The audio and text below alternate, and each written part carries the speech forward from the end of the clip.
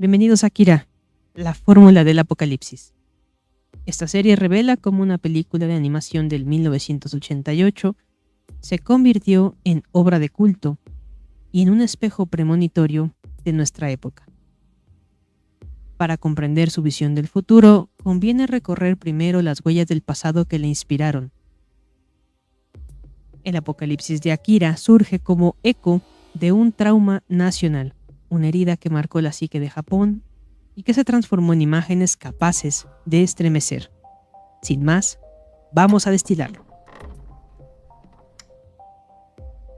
El relato de Akira se enlaza con el trauma histórico de la Segunda Guerra Mundial en Japón, especialmente con los ataques atómicos sobre Hiroshima y Nagasaki.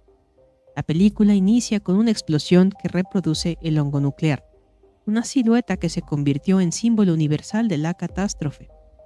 El 6 de agosto de 1945, Hiroshima quedó devastada tras la detonación de Little Boy, con más de 100.000 víctimas inmediatas. 3 días después, Batman arrasó Nagasaki y redujo la ciudad a cenizas. Las secuelas rebasaron la destrucción física. Los Hibakusha, sobrevivientes de los bombardeos, describieron cuerpos deformados, piel colgante, miradas vacías. Esa imagen se convirtió en la alegoría visual del cuerpo de Tetsuo, que se transforma en una masa desbordada de carne y tecnología. La fuerza, desatada en la película, refleja la energía nuclear, inmensa, incontrolable y devastadora. El trauma histórico se reescribe como metáfora de mutación y exceso. El pasado se proyecta en el futuro y se convierte en advertencia. Al observar esa primera explosión en Akira, surge la pregunta: ¿vemos un recuerdo lejano o reconocemos un miedo que aún nos acompaña?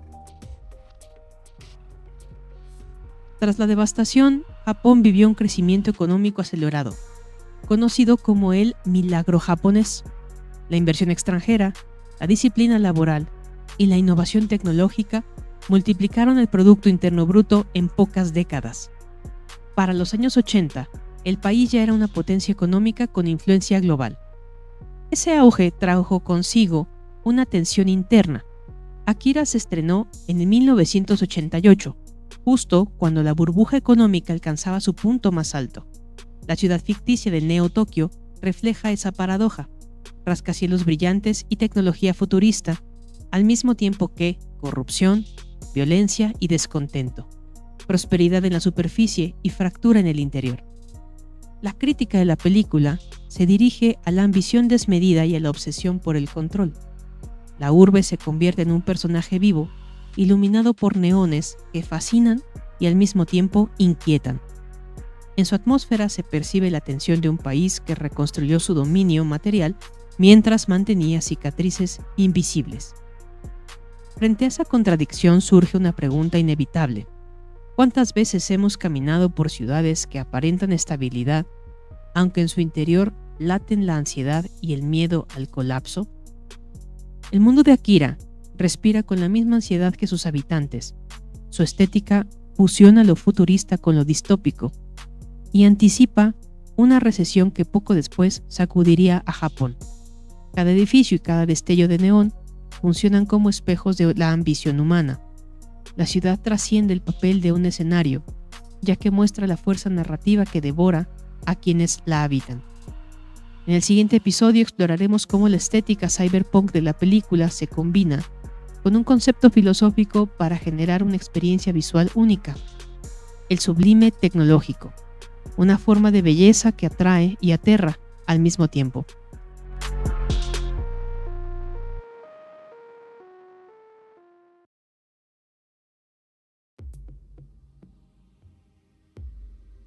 En el episodio anterior descubrimos cómo el trauma de la postguerra modeló la visión de Akira.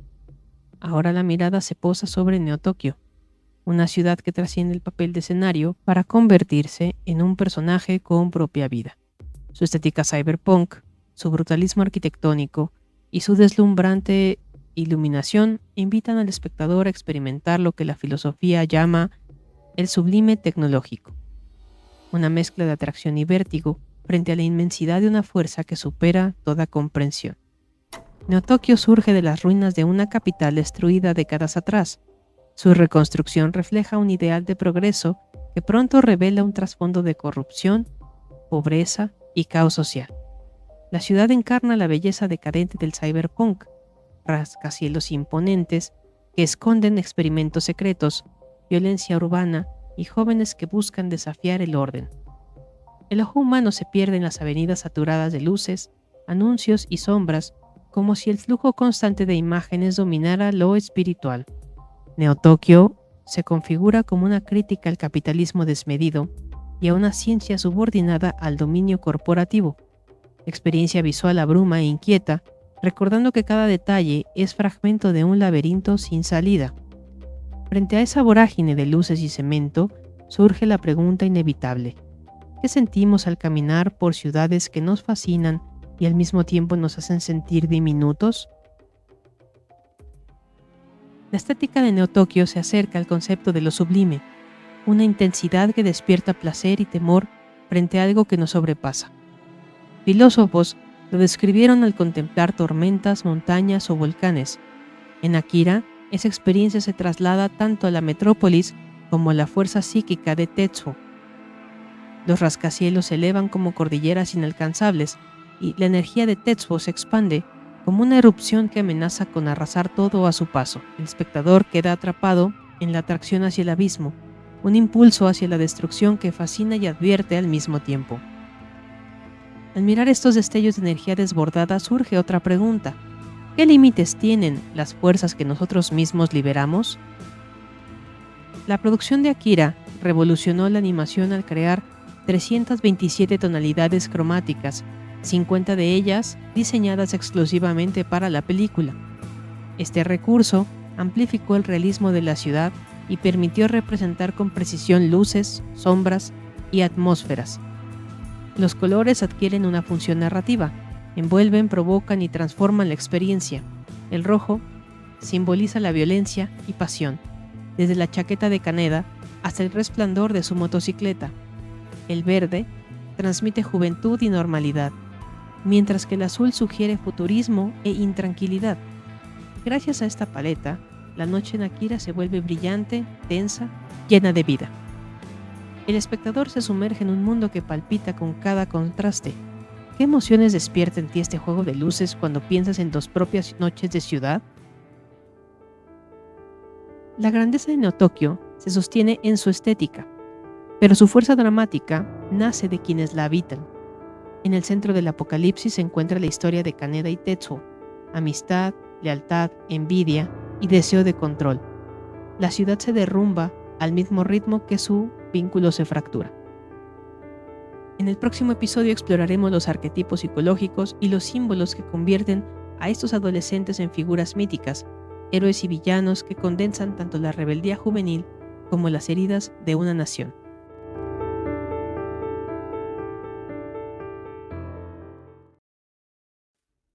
Cuéntame en los comentarios, ¿qué sensaciones despierta en ti la estética de Neo-Tokio? Suscríbete y recibe cada semana tu dosis de análisis cinematográfico.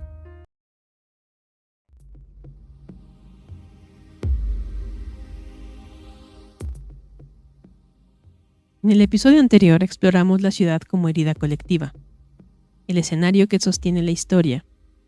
Ahora nos movemos hacia la intimidad de sus protagonistas. Si Neo-Tokio es el reflejo de un país marcado por la catástrofe, Kaneda y Tetsuo encarnan el dolor individual. Desde las calles dominadas por la adrenalina a las pandillas Bosokosu, hasta un enfrentamiento de escala apocalíptica, la película despliega una tragedia íntima que adquiere dimensión de mito universal.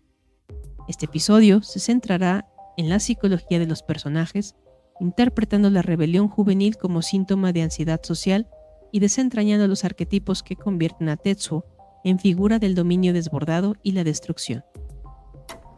Akira se inspira en la subcultura de las pandillas Bosokosu en los años 80, expresión radical de rebeldía juvenil en Japón. Estas agrupaciones se integraban por jóvenes que se sentían relegados por una sociedad rígida y jerárquica.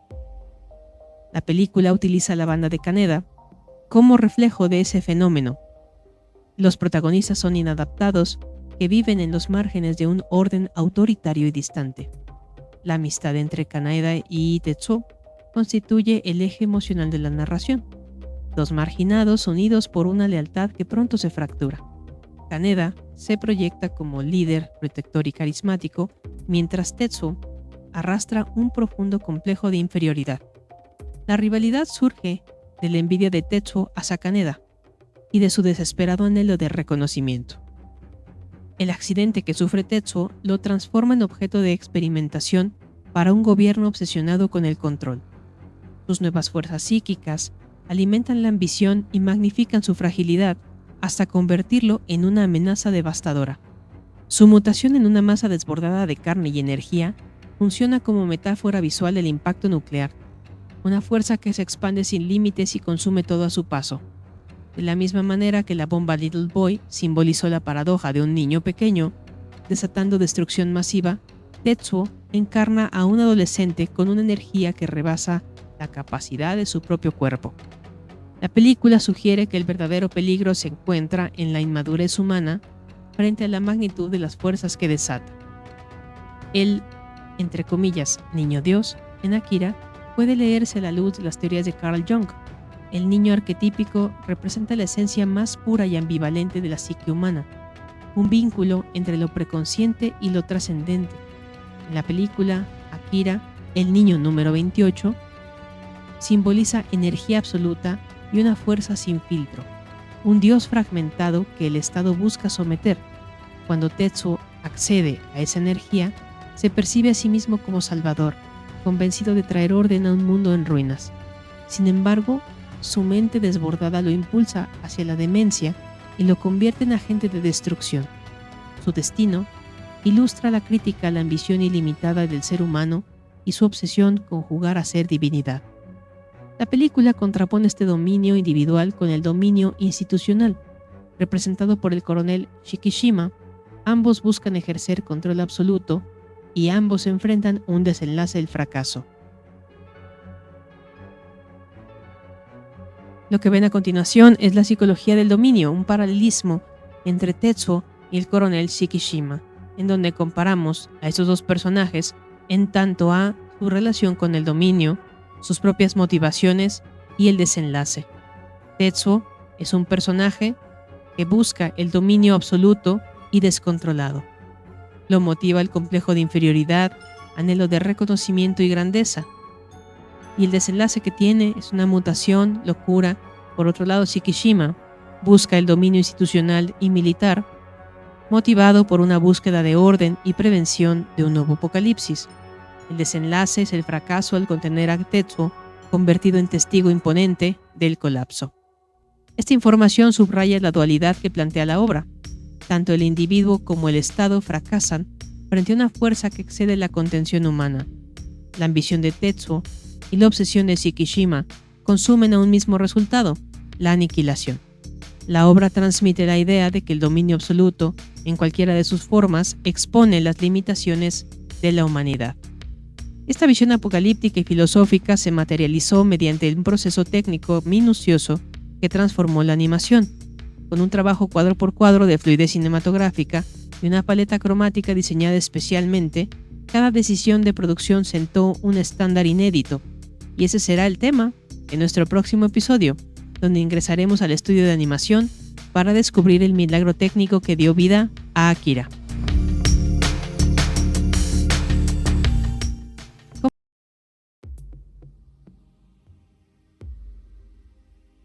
En los episodios anteriores recorrimos la violencia de las calles, la ambición desbordada y la fragilidad de los cuerpos marcados por el dominio.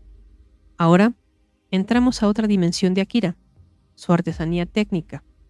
Aquí, la animación refleja vida, ritmo y atmósfera con un nivel de perfeccionismo que transformó la manera de concebir el anime. Todas las decisiones, desde la construcción del storyboard hasta el diseño cromático, buscaron narrar una historia con una fuerza visual capaz de conmover y redefinir los límites de todo un medio.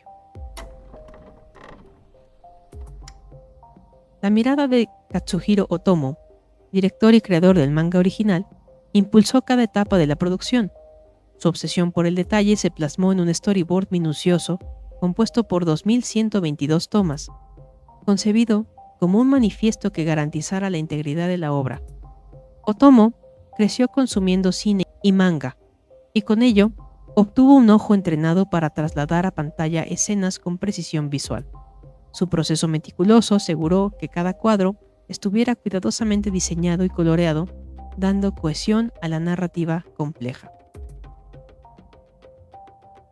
La decisión más arriesgada consistió en animar a 24 fotogramas por segundo, una norma habitual en la acción real, pero prácticamente inexistente en la animación de los 80.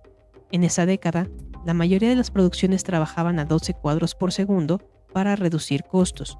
Otomo buscaba fluidez y realismo, lo que duplicó el número de dibujos a más de 160,000.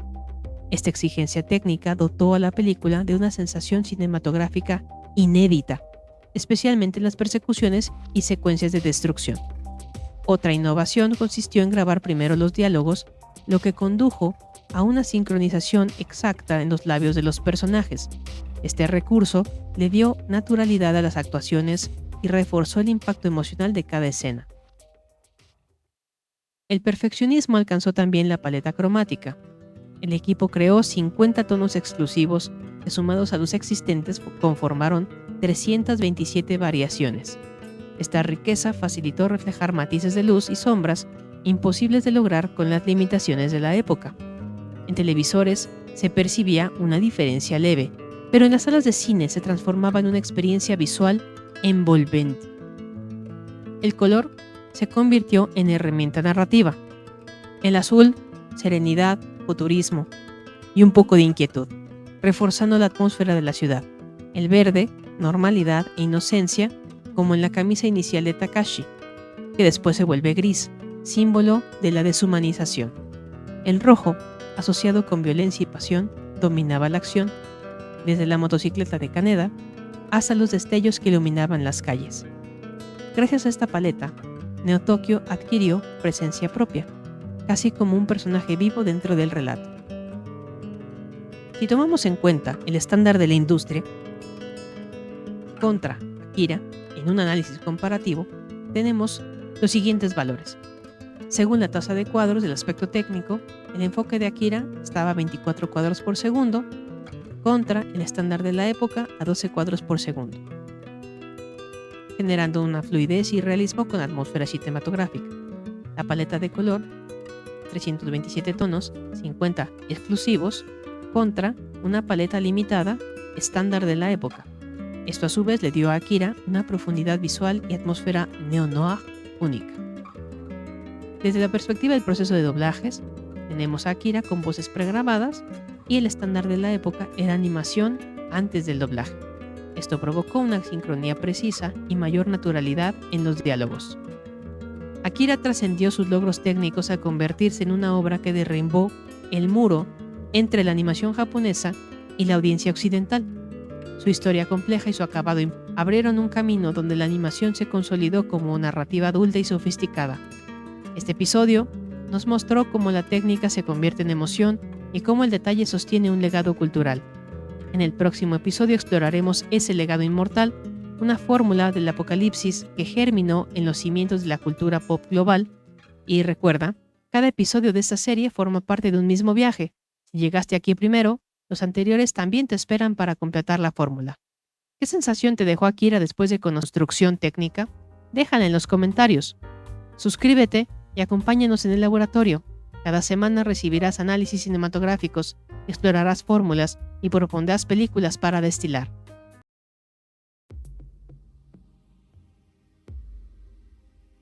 Akira marcó un antes y un después. Fue un puente que conectó el anime con el resto del mundo, mostrando que la animación podría narrar historias maduras, violentas y filosóficamente complejas.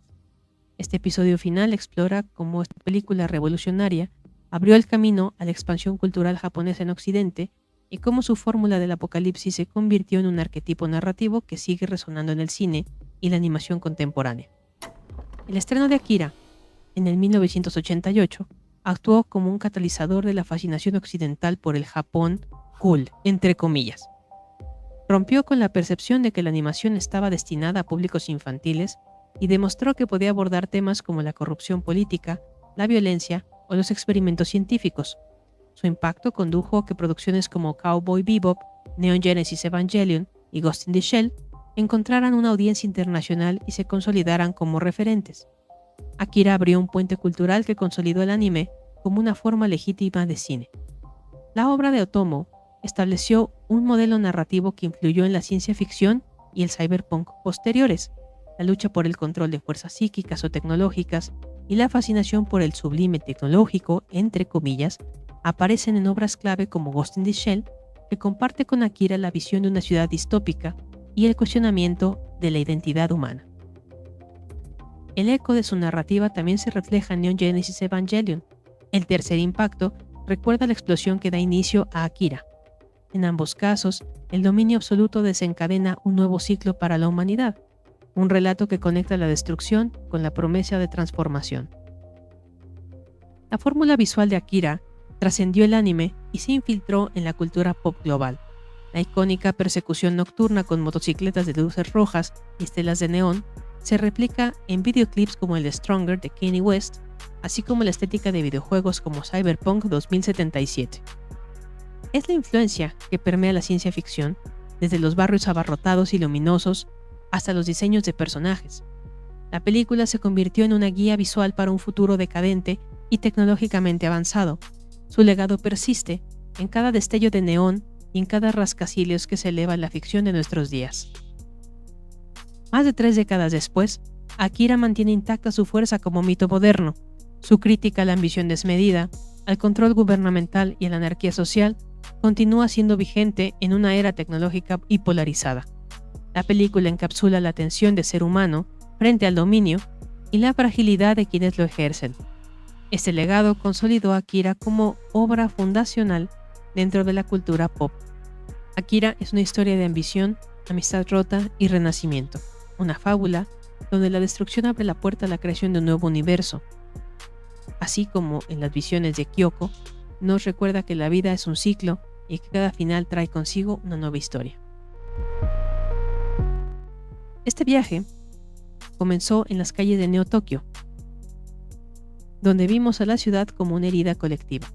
Después entramos al terreno de la rebelión juvenil y la ansiedad social. Seguimos la tragedia de Tetsuo como metáfora del dominio desbordado y la fragilidad humana. Cruzamos al laboratorio creativo para conocer la obsesión técnica que convirtió la animación en milagro visual. Y finalmente llegamos aquí, al eco de su legado, un mito moderno que aún transforma la cultura global. Cada fórmula abre un frasco distinto y al reunirlos descubrimos el verdadero alcance de Akira. ¿Qué impresión te dejó Akira? Cuéntamelo en los comentarios. Suscríbete y entra al laboratorio. Recibe análisis semanal, descubre nuevas fórmulas y sugiere qué película destilar. Antes de cerrar, comparto contigo un concepto de la botica del cine, que es el frasco cinematográfico. Si cada película es una fórmula, su esencia se puede condensar en una sola imagen.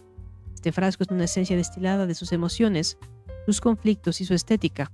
Es una sinopsis concentrada, una muestra pura de lo que te hará sentir. Te invito a descubrir el frasco que preparamos para Akira en nuestras redes y adéntrate en más fórmulas cinematográficas. En la botica del cine, cada película es una fórmula y la próxima podría ser justo la que buscas.